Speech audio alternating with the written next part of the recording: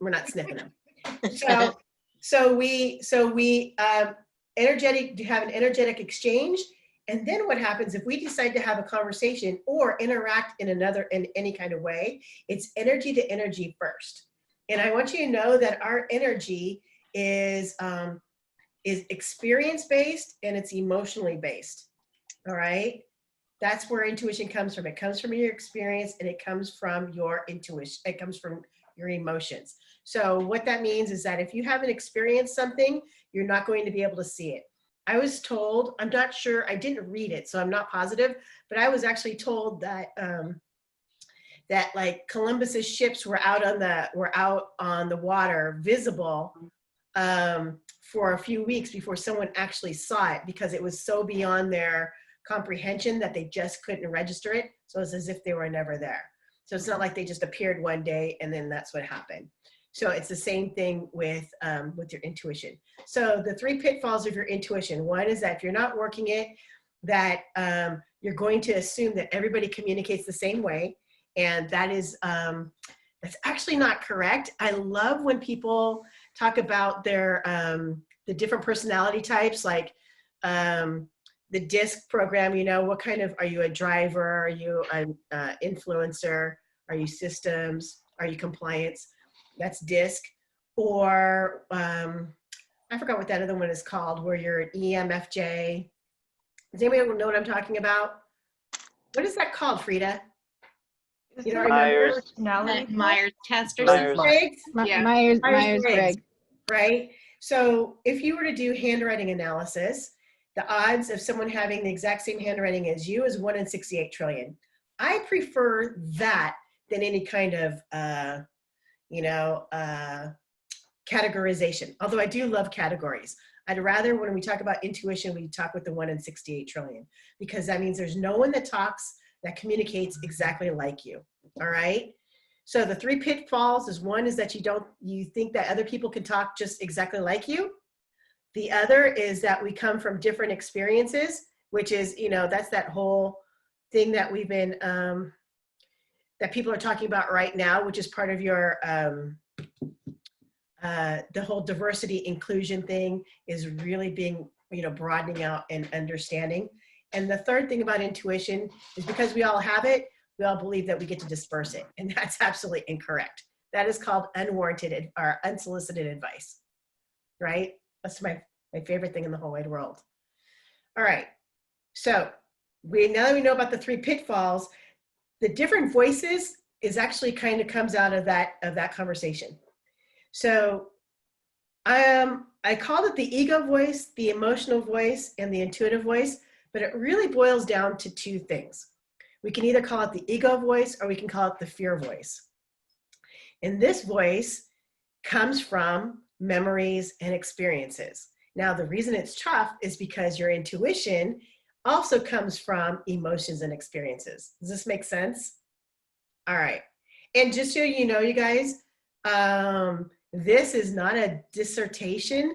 You get to pop in and ask questions at any time. You do not have to be muted. So, feel free to hop in, ask questions at any time. Go ahead, Santana. So I'm so sorry, but I have 2 of my friends who are trying to get in. I copy and pasted the link to them. And they're not getting in, and now they're wanting to give up. Is there something I can do to help them, or should I just let this go? You know what? Someone just told me the same thing. The Zoom link is broken. I would just type the ID and password. That's what I did. Okay, Like that's what I did. the number. What is the password? He said he was missing the password. That is so weird. So hang on one second. It's in the link there. It's right underneath. So you're going to see it's a bunch of numbers, and the second number there is going to be your password in that link. The password is 643076. 076. Hello, thank you. Yeah. I have to do the same thing because someone just said the same thing, that she can't get in. Okay. Sid, I think it's because you didn't have like a space between the end of your link and like the next word. Yeah, like it wasn't an actual link. It was like just all the stuff. That's so weird. Manual. Yeah. All right. Apologies, party people. So I'm gonna email, so everybody has the number? Or no? Yeah, I got it. Thank you. All right. Okay, that's the extent of what I can do. We'll see if it's meant to be. They'll get on. Yeah, apologies. No worries, not All you. right. Okay, thanks. Yeah. All right. So, okay, so now we're talking about the different voices. Hey, Joanna. So really quick, just a reminder, you get to ask questions whenever you want. Okay? Great. So Okay. if I can reiterate, you said intuition is a combination of experience and emotion. Right. It's energetic, it's emotional, and it's experience-based. Here's the thing about your ego. It's energetic, it's emotionally based, and it's experience-based. The difference between the two is that your ego works on memories. Everything that comes from ego comes from the past.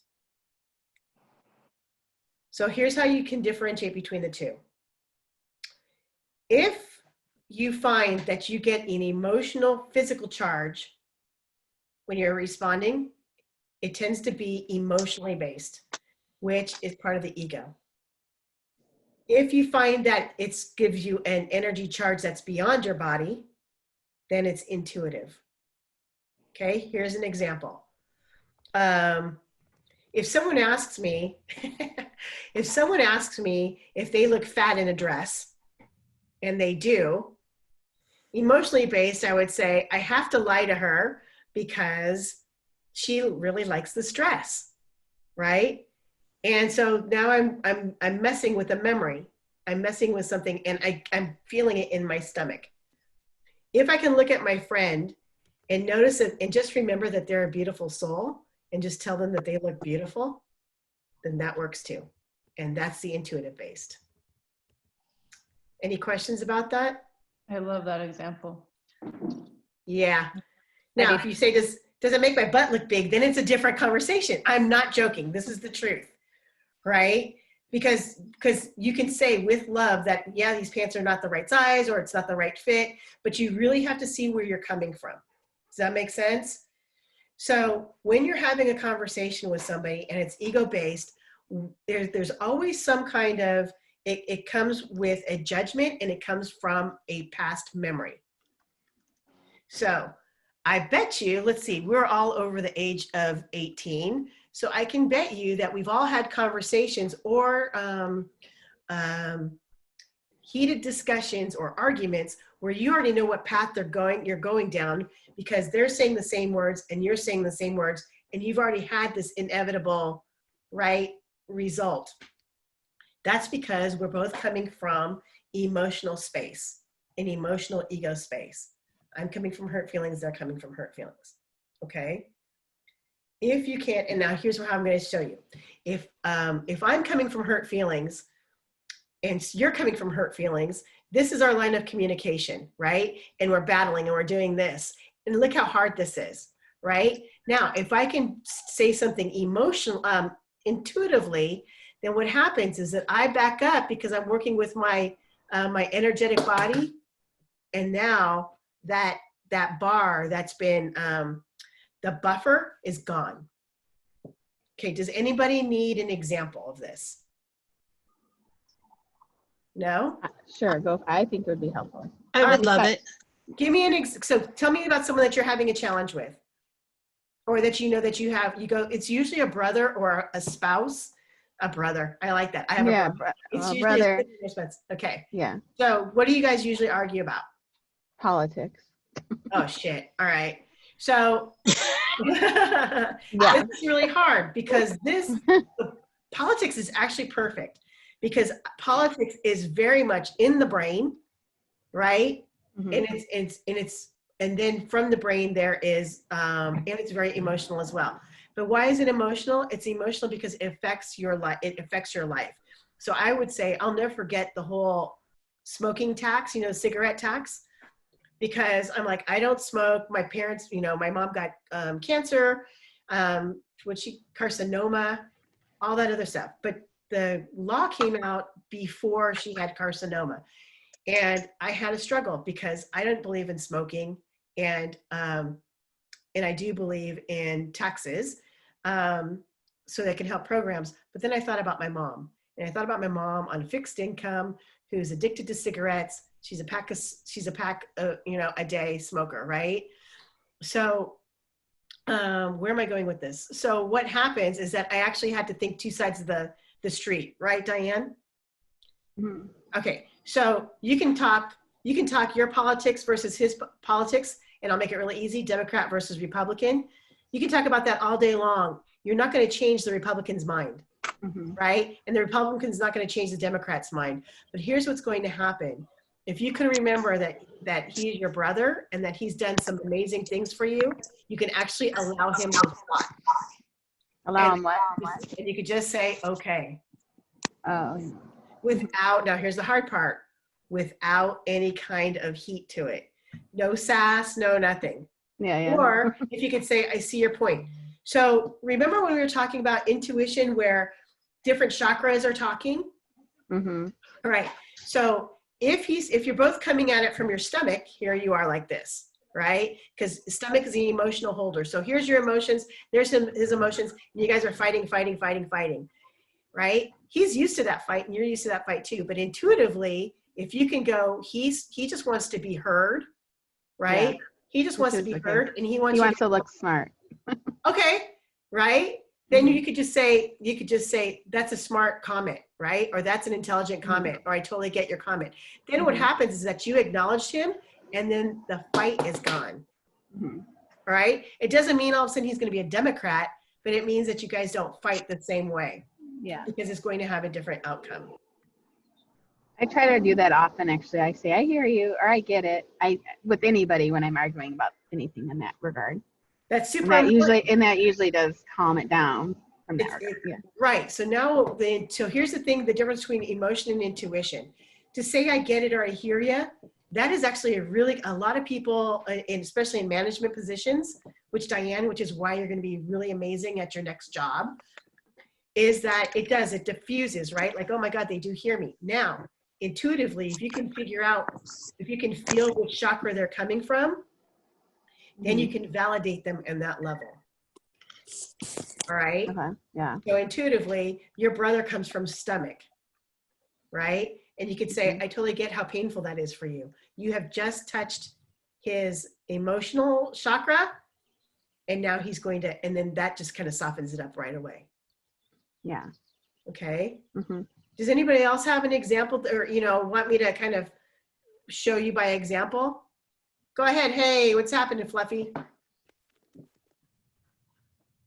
Did you want to ask a question? There we go. Okay. Camera the mute's off. I just had a strange conversation with my mother. She was claiming that I had a conversation with her this morning that happened yesterday, and that's throwing her entire day off because she was planning on doing something with me not being around. And so what the hell do I do with that? That's a really good question. So here's the thing, is that intuitively I feel like your mom comes from her heart chakra. So everything has to do with love, right? So I'm not saying that she needs to be right. That's the interesting thing. She just needs to be loved. So what you want to do is that you want to tell her with love that you love her, that there was a miscommunication, and then ask how you can work it out. Okay, thank you. All right? You don't have to be a winner in this one. As a matter of fact, there's no winning with your mom, just so you know. Oh, I know. Oh, yeah, I'm aware. Okay. All right. Does anybody have any questions about that? So let me tell you, let's go from, so we're talking about right now, ego versus intuition when we're talking about other people, and we're talking about like disagreements and all that other stuff. Does anybody have any challenges that they want me to help them work through with that? Anybody else? Go ahead, Santana. Yeah. So Santana, and then Mo. Yeah, so this is a tough one. My partner has a daughter. I came into their world when Jordan, our kid, was 7. So I've been almost 2 years with this stuff. She's 9. And not my blood, not being parentally experienced, we tend to disagree with how to raise this child, because I can stay out or I can be a part of it. She's asking me to be a part of it, but we have two different ways, because it hurts her, it hurts the mama, it hurts my partner to discipline her child. It hurts me too, but I find the necessity in it, but I'm not as emotionally attached. So Joanna's jumping at the bit. So here's what I'm going to tell you. This is such a great question, because here's what's happening. You are talking about an energetic dynamic of more than one person. So here's what's happening. Energetically, you two are not in agreement about parenting. Energetically, you're not even sure within yourself you want to be a parent. So there's the first unclarity. Okay. The second unclarity is that there's not an agreement that if you were a parent, what that was going to look like. And then third, of course, is the child. Okay. So we can I'll talk about how to go through the people, and then we're going to talk about, and then I'll keep talking about conversations, and then we'll go back about the intuitive voice versus the fear voice for ourselves. All right. Cool. So here's the deal. Do you know what chakra that your partner comes from? probably crown, Okay. And then what chakra do you think you come from? heart. Heart. So I actually believe that your partner does come from her crown chakra, but she also comes from her solar plexus. Super emotional person, super emotionally based, super emotionally driven. Okay. So what's really important is that you acknowledge her feelings every time, right? So you don't want to say, so it's the same as, right? So you're going to say, I totally feel your pain. I know it's upsetting, right? I know this upsets you. This must be whatever, or you could do something. If you're talking about something else, this is no joke. My partner does this to me and it works every time, is when I'm complaining, then my partner goes, that bitch. And then all of a sudden I feel better. And I'm like, yeah, that bitch. And then I can actually go past that whole solar plexus business and then move on to the next thing, right? It's true. Yes. So that's where you want to go. Now, what chakra do you think her daughter is from?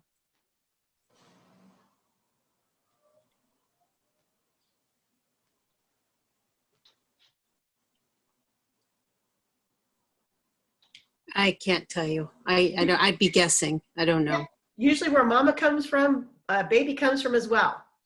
All right. Oh, Just makes so sense. Yes. Yes. All Okay. right. So guess what? Treat the child the same way that you treat your partner, which is right. So which is, I hear where you're, I hear you, I feel you. Is this fun? Go towards the emotional thing, right? Does this make you happy?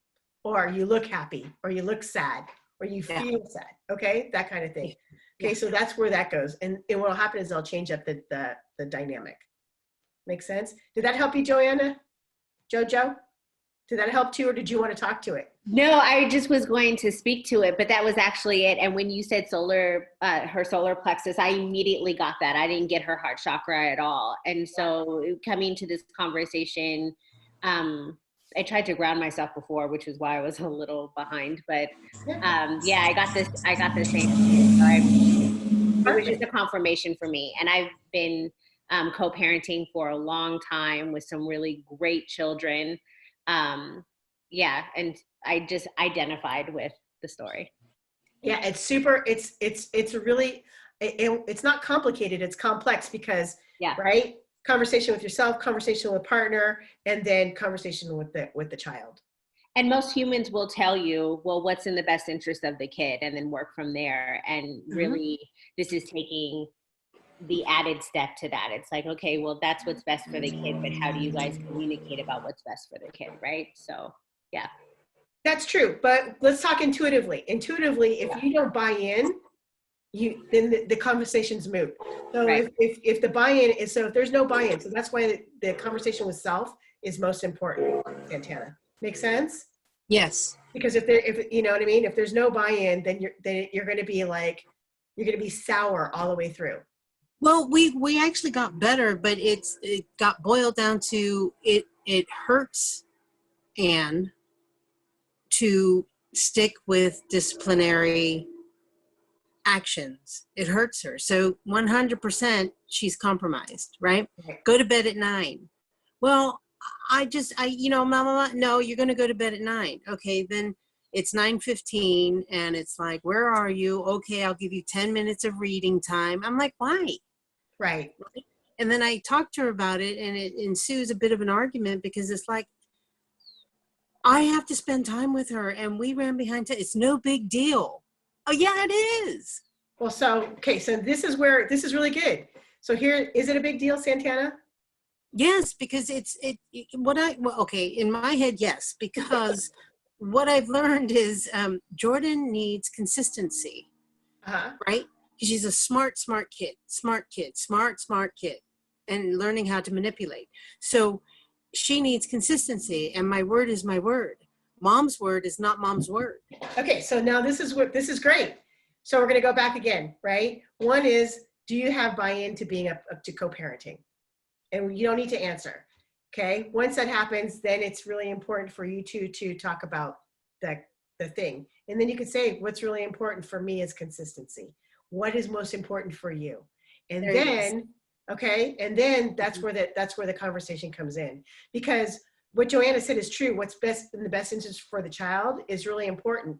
But if you two don't have the communication, there's no team, right? And if there's no team, then you're just compounding the conflict. Yes. All right. Okay. Okay. Yeah. Momo, what's up? Howdy. Ongoing, lifetime, long time issues with my father, my mother too.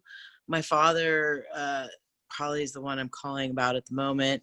Every time we try to talk, it always ensues a huge argument. He goes right for the, oh, well, you're a lesbian, you're a Buddhist, and just starts going on. And we do okay for a while, and then it just drops off, and he's Christian, so he comes from that point of view, and I try really hard to keep it, loving, but he just he's got to roll in the dirt with me, and then I'm hurt, and I don't ever know how to get past this, and I feel like every time we have this come up, it just that grave a little bit deeper for our relationship to ever even get off the ground. Yeah. So here's the deal. You have you fucked with his safety. He's a first chakra kind of guy. Yes, okay? I knew that. All right. So you fucked with his safety. You're a solar plexus person, right? Yeah. You're super emotionally based, and you actually use your emotions like fuel. Okay. Yeah. So what happens is that your fuel around your dad is sugar and not gasoline. All right. So it goes like that fast. Yeah. So what's really important is that you talk to your dad's safety. Okay. You're trying to be heard. That's how it goes with solar plexus people. They want to be heard in a certain way. But for you, that's you. And what he wants to do is he wants to feel safe. Yeah. Okay. So you can go, as soon as you start, here's what I would do, is after you start talking to your dad, tell him that you paid your taxes. Right? Tell him that you paid your taxes. Tell him that you got, a really good credit FICO score. Tell him, you know what I mean? Tell him about your savings account.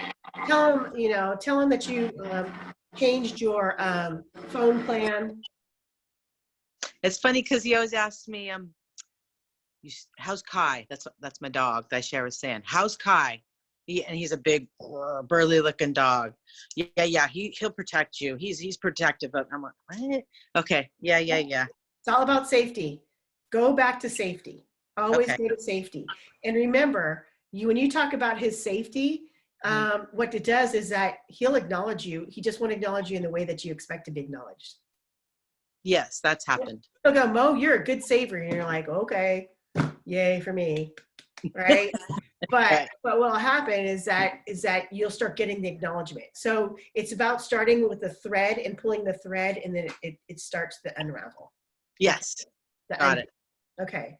Does anybody have any other questions about discussion marks? Otherwise, we'll talk about intuition voice versus fear voice just for ourselves. Anybody? All right. So here's what I have found with my clients.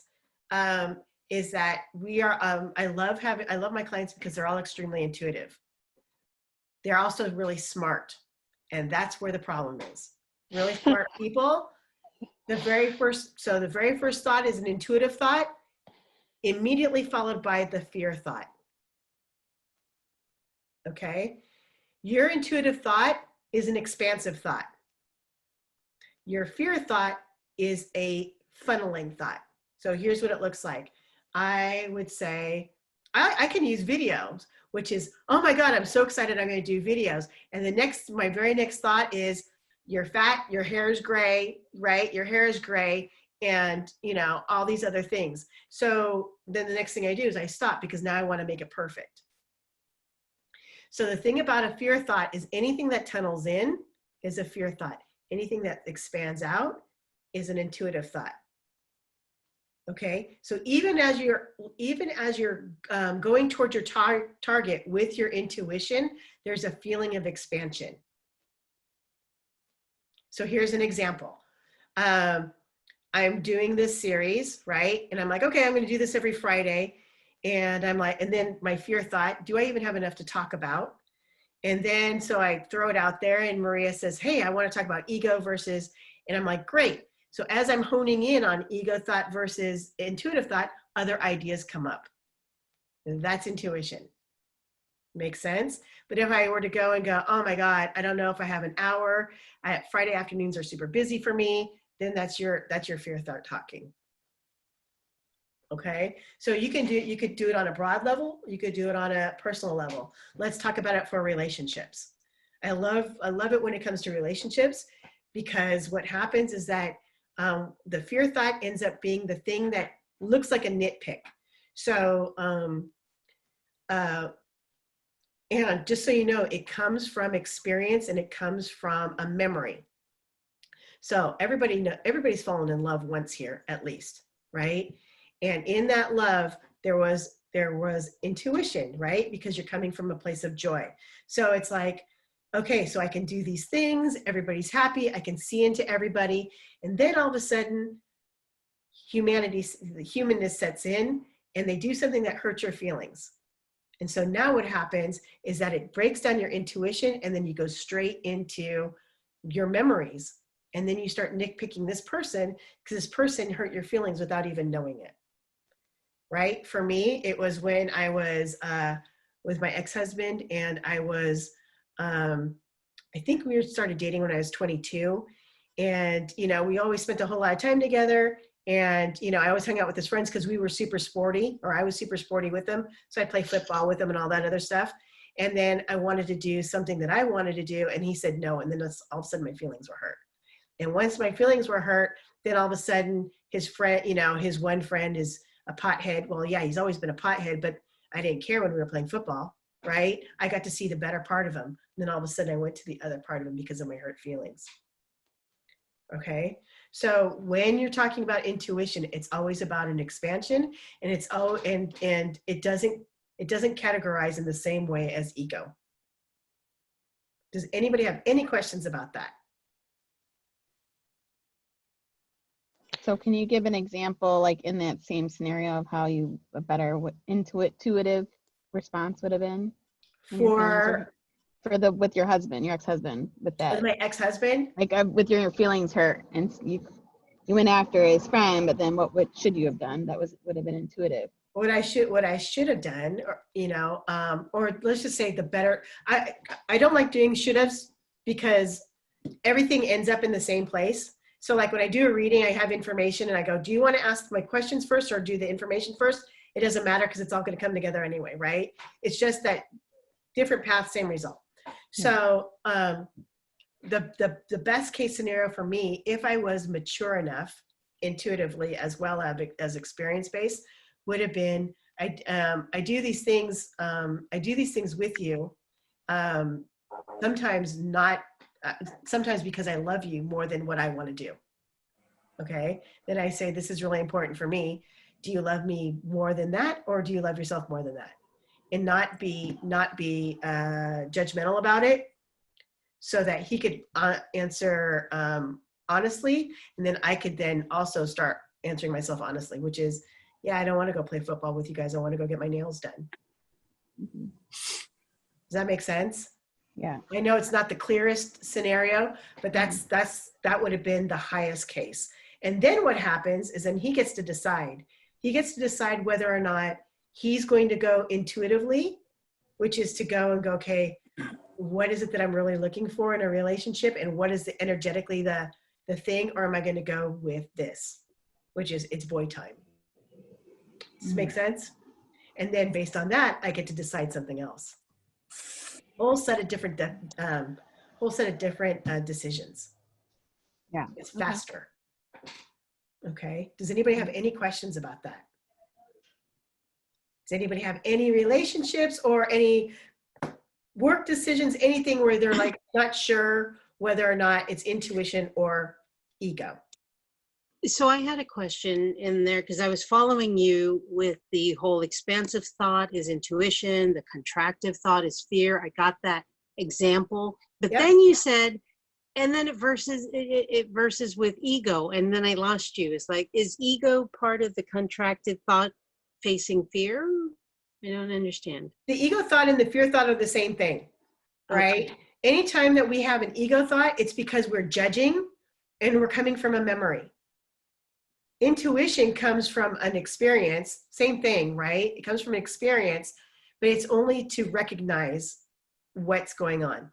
That's why. So to simplify, ego, when you meet an egotistical person, they're fear-based? Yeah, they're judgment-based. Wow. Okay. Make sense? Okay. Yeah, it's huge. Yeah. So here's the deal. A lot of people, just so you know, all of us are judgy. We're all judgy. Come on, we're human beings. And sometimes I like being judgy. Let's just be real about it, right? and I just don't care. I'm like, I'm going to be human right now. I'm going to, say all these things. And I know that I'm not going to be punished. But what's going to happen is that my path is going to be just a little bit different, right? My day is a little bit different. I don't consider that punishment. I just consider that energetically the same as where that thought was. All right.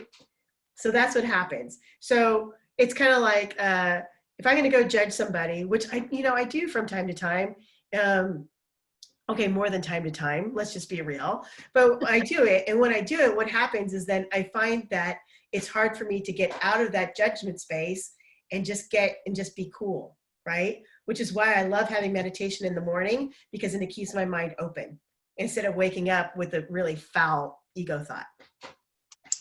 Right. Okay. So there's that. So here's the other thing between intuition and an intuitive thought versus ego thought. The ego thought has an expectation to it, right? It's already thinking about the end result.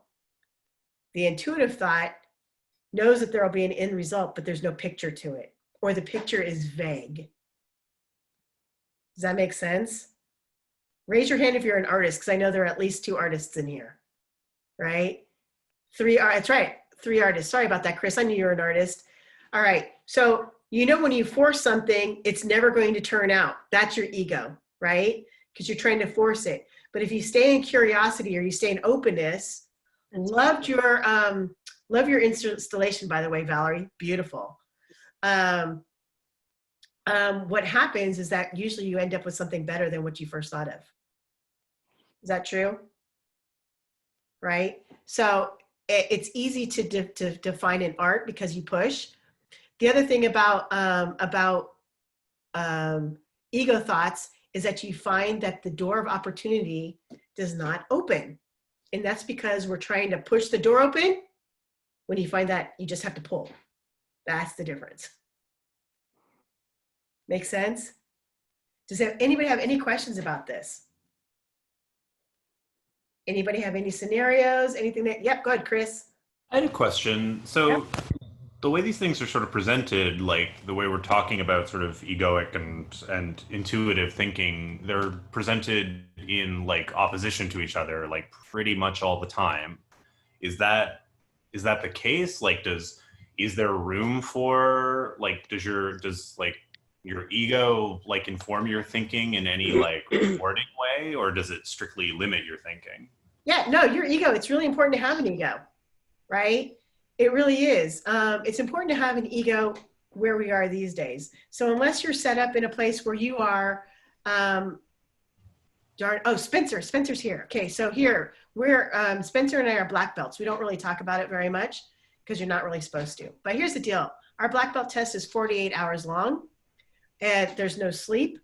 And you do not get to decide when you're fed, okay? But here's what does, and so everybody goes, that's horrible. No, it's actually really amazing. And here's why.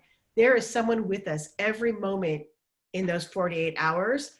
There is someone that's always keeping an eye. And as soon as we are really hungry, we have food. We always have something to drink. We always have, we are so insulated that all we have to do is think about ourselves. So we don't have to go into ego because we're held.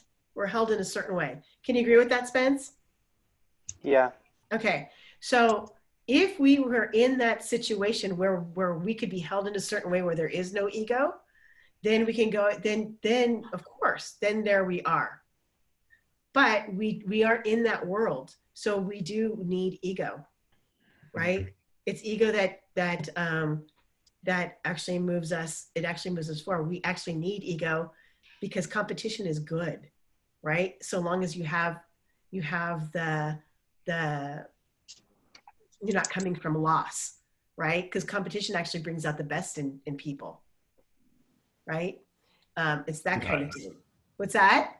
Sometimes, yeah. Right, that's the thing, right? The ego part is then, if you lose, some people feel like I feel like shit and all that other stuff. You know what I mean? And then you hang out for a little while and then you start building up again. But I'm not saying that, competition is necessary all the time. It's just healthy to have competition. And it's actually healthy to judge, believe it or not, because you have to measure yourself. Judgment is a form of measuring, but it's the thought that goes with it. The other thing about when we're talking about, it's not in opposition. So the best way I could say where it's not in opposition is there are a lot of us here that are wanting to start a business or wanting to take their business to the next level. Your intuition is the part that can lead you to all the greatness if you trust it. The ego is the thing that makes you get into the details so that you don't get to move through as clearly. So that's not an opposition. Does that make sense, Chris? Yeah, definitely. All right. All right. Does anybody have any questions about that as well? I have another question just as it relates. Because we're human, is it like our default to always go off ego first? Like, it seems like that is the case. I think most people kind of tend to day-to-day live through their ego lens, or some people just more naturally always intuitive and they operate in that intuitive lane more so. Don't get me wrong. People who operate mostly on the intuitive side, they actually get hurt really deeply because they get surprised. They get surprised so much when someone comes in as a regular human being, right? So here's someone who's super intuitive floating through their day, and then someone takes their parking space. They're like, it shakes them back to the third dimension. And they're like, what happened? Why would they do that? Do you see what I'm saying? Yeah. So it affects them deeply. It's funny, but it's true. And it's the beauty of being a human being. So my philosophy is we are humans celebrating being human while we're learning how to be spiritual. We're learning how to have our spiritual connection, our greater connection. But it's important to celebrate our humanness as well. Mm-hmm. Right? But that's a philosophy. That's a thought. What's up, Maria? Annie's having a difficult time with her microphone. Who, Amy is? Sorry. Yeah. So I'll ask for her. It's in the chat. She said, my normal way of making decisions is muscle testing. I'm trying to figure out how to move myself and my boxes to Spokane. Muscle testing said multiple times that I should take an Amtrak. Logistically and practically speaking, Amtrak would be a nightmare. When I've got against intuition before, it's been a nightmare. What's going on here? Okay, so Amy, your muscle testing is actually your intuitive body, right? Your intuition working through your physical body. Thank you so much, Maria. And Spencer, were you doing that too? Yeah. Yeah, you guys are good. Thank you I forget about this stuff. So intuitively, it feels like to me that you really don't have, Amy, is that, for you anyway, intuitively Amtrak is the way to go. And it feels like you don't need to take everything with you on Amtrak, right? That there is some stuff that needs to be released, and then there is some stuff that can be shipped. Does that make sense or no? Okay, so just know that, you know, I know that you travel light, but intuitively, I believe because you're going into a new beginning, it's important for you to travel even lighter. So Amy just talked about muscle testing. Muscle testing is awesome because what's happening is that what you're doing is that your energy level will tell you what is right or what is wrong, and you can use it by using your body. Does everybody know what muscle testing is? No. No? I was going to ask, actually. Muscle testing is really awesome, and you could do it for pretty much anything. There are different ways to do it. Some people do it with their arm out. Do you do it with your fingers, Amy? Is that how you muscle test? Or you do it with your arm? You can go like through this way too. Like yeah, pulling. that's what I meant by this. Yeah. So what you're doing is that you're testing your energy level. And it doesn't matter which fingers you use, not in my thing, but it's about how you can break that, how you're breaking. So what you're doing is that you're going, okay, this is how much resistance I have today or right now. And then I'm going to ask a question, which is, should I move? And then you'll find out whether or not the resistance of this part is this stronger or weaker. And if it's weaker, then you get your answer by that. You can do it. A lot of people use it with decisions. A lot of people, some people do it with medicines, vitamins, things like that. Does it make a difference which hand you use for which? It doesn't for me. I like to use my right hand. I like to use my right hand because I know that's my strong hand. Mm-hmm. But to me, it doesn't matter. That makes sense. To get it tested, to understand how the strength, the simple thing is just say like your name. Like my name is Diane, and it's not going to break because I believe my name is Diane. I know my name's Diane. If I say my name's Sarah, it's probably, I don't believe that. And that's what I've seen. That actually would work for you, Fluffy, because remember how you used yours? You use your name with the pendulum? Yeah. So now try it with muscle testing. Actually, that's exactly what I was doing. There you go. So believe it or not, there's huge energy in a name. And so if you don't really like your name, or if you think you like your name, there was a difference between me being Cindy and Cynthia. So there was a time that I had to become Cynthia, even though I didn't like that name. And then, even though I didn't like it, I wasn't comfortable with it. It had the stronger thing. Make sense? Perfect. Thank you. That's the thing with muscle testing. Yep. Does anybody have any questions about what we were talking about with your intuitive voice versus your ego voice? I have one question. There's a pile of webinars and master classes I need to be viewing, and I'm finding myself being blocked by I'm blocking myself in viewing them. Do you think it's an ego-based issue I'm having, or do you think I might be intuitively thinking that it's just a waste of my time? I believe that. So I believe intuition is energy. So if energy is blocking you from doing it, then it's not time, right? So like if this webinar, if all of a sudden it, if I was having a hard time, like the people who had a hard time getting in, if they couldn't get in energetically, it's not their time. So it's an intuitive thing, right? It's your energy working. Make sense? Yeah. So if you're being blocked energetically, right? So either your internet's not good, or it's starting to crap out, or there's a phone call that happens every time you pull up, then it's not your time to do it. And if I just keep on putting it off, do you think that's just fear-based? So there's a difference between putting it off and the way that you're doing it. Okay. So if you're doing Udemy and there's blocks coming up in the way, that's intuition, right? Mm-hmm. That's energy.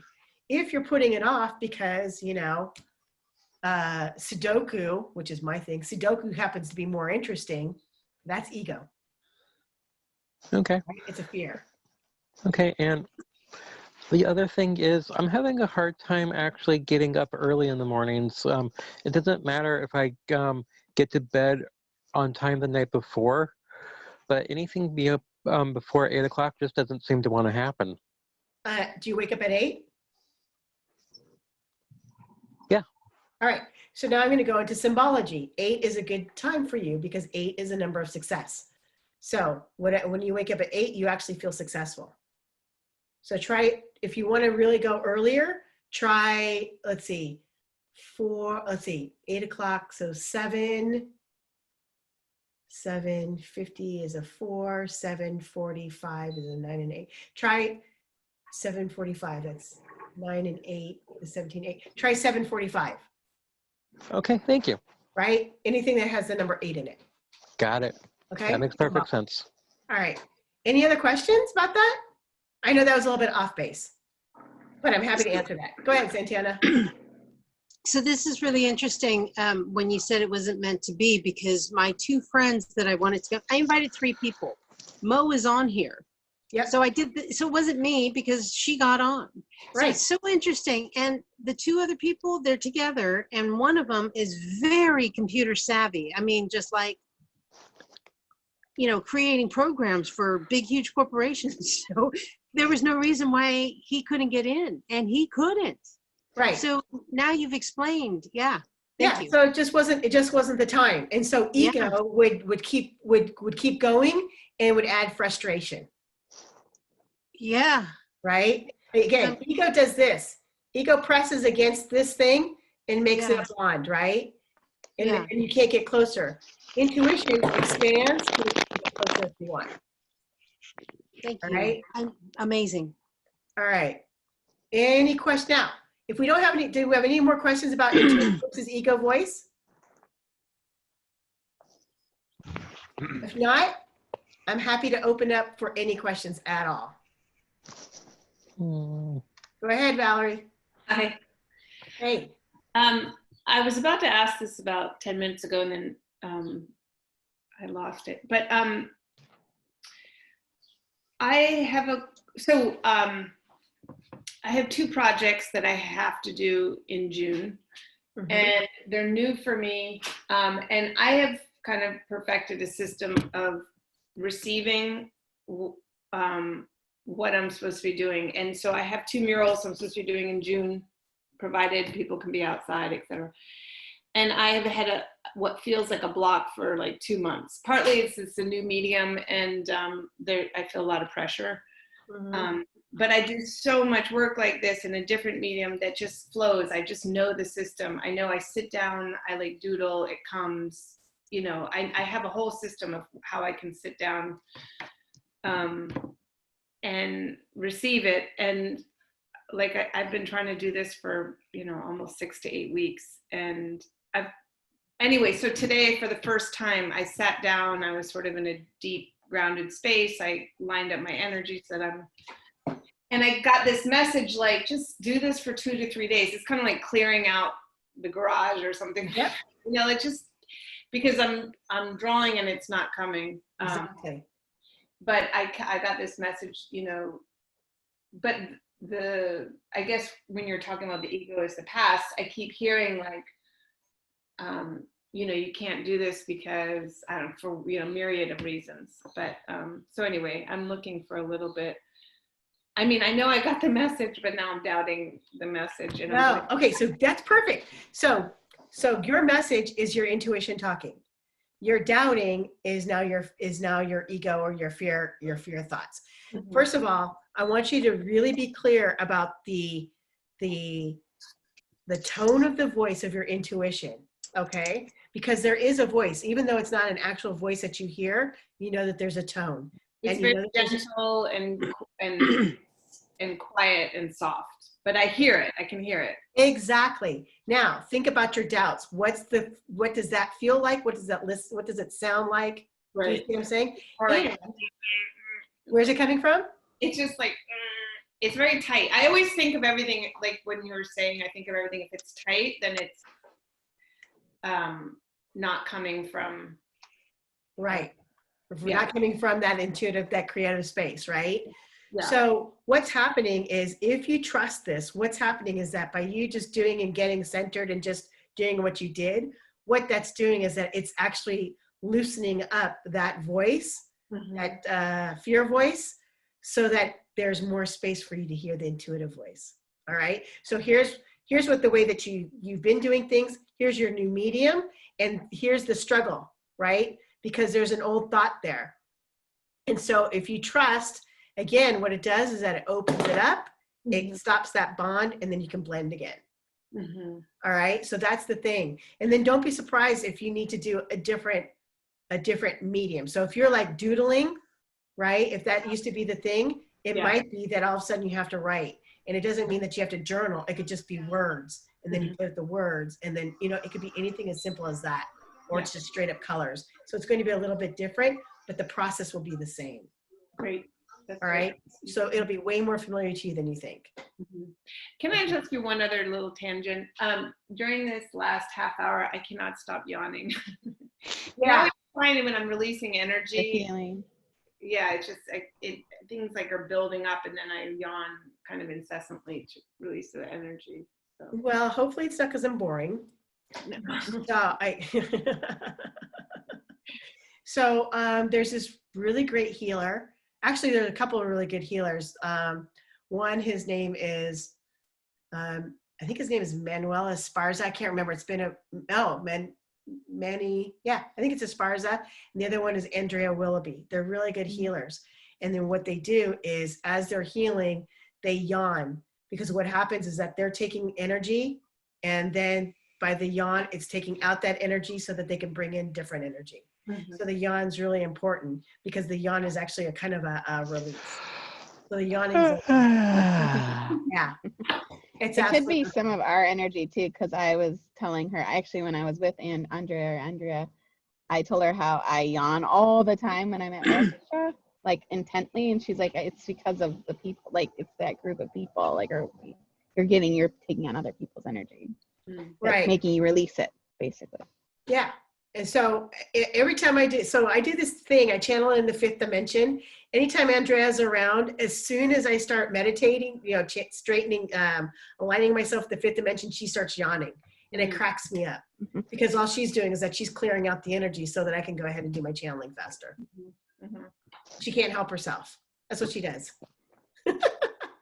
She's like a vacuum, and you know what I mean? I don't know. I don't know if that's what the word is. But anyway, the other thing too is that I'm giving you guys a lot of information, and the information is dry, right? Which is why it's really important to do questions and answers, because I think information needs to be experienced rather than talked about. That's all. Yeah. So if you're not yawning, that means you're not taking on anybody's energy, potentially, I guess? Well, let's see. If you're on the phone and someone's getting really cranky and all of a sudden you start coughing, that's another way of processing information. If you're going and you sit next to somebody and all of a sudden you get tired, that's intuitive information.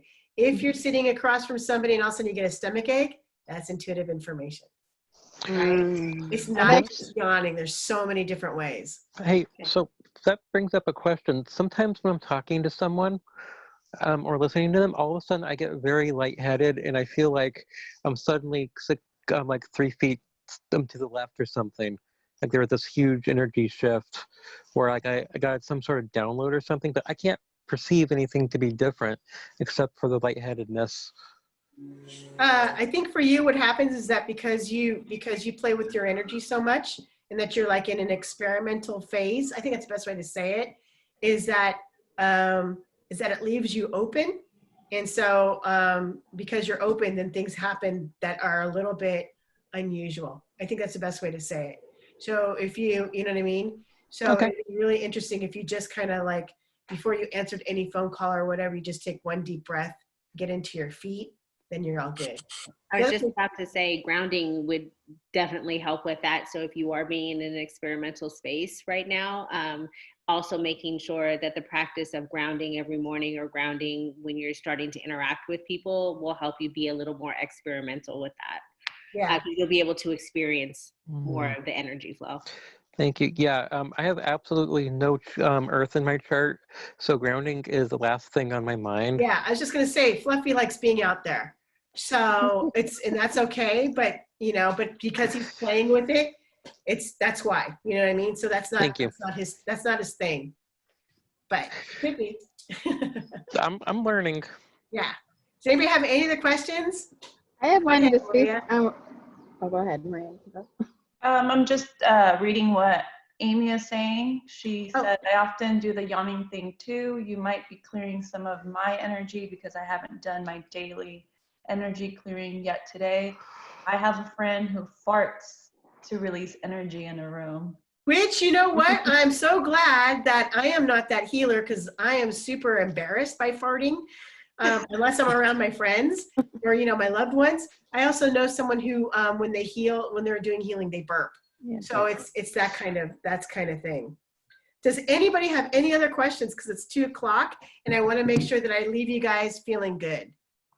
Any questions? Anything else? Thank you so much, Maria. I'm good. Sid? I gotta go. All right. Bye-bye. Thank you. What's up, Spency? So I have a sort of weird one related to this topic. One, I think that stress like forms in my gut, and I think I sort of relate to Amy's friend, where like farting releases stress for me. Yep. But the past 3 Thursdays, you know how I teach with D on Thursdays? I've had to use the bathroom like right before class, like to the point where it's made me like 5 or 10 minutes late. Is there a reason for that? Or yeah, so here's what's happening with you, is that you're actually going through a little bit of an emotional shift, and there's a part of you that's having a hard time with it. So what I would recommend is that you prepare yourself like 15 minutes ahead of time. So there's a part of you that doesn't prepare, and the preparing doesn't have to be, you know, this is what we're going to be doing. The preparation is, I'm going to be on camera, and it's just something as simple as that. And then what happens is that it'll settle your gut, and then it'll help you move forward. Your anxieties are coming up, but and you're trying to squash them, but they don't want to be squashed anymore. They want to be done, right? So yeah. The other thing is that I don't think I feel anxious about like the Thursday class. It's just what happens. I'm not like, I mean, I guess I bury a lot of my anxiety, so maybe there is some that I'm just ignoring. But I think it's something as simple as this, that you have someone watching over you. That's simple. Right? Even though it's like not a big deal, it's just someone's watching over you. So, right? So there's a judgment. All right, party people, I have to leave you all. I'm going to be doing this every Friday at 11 o'clock. This one was for Maria. So if you enjoyed it, thank Maria. Thank you, Maria. Thanks, Maria. All right. I'll catch you all later. Thank you so very much. Thank you. Thank you. Bye. Okay, bye. Bye. Bye. Right.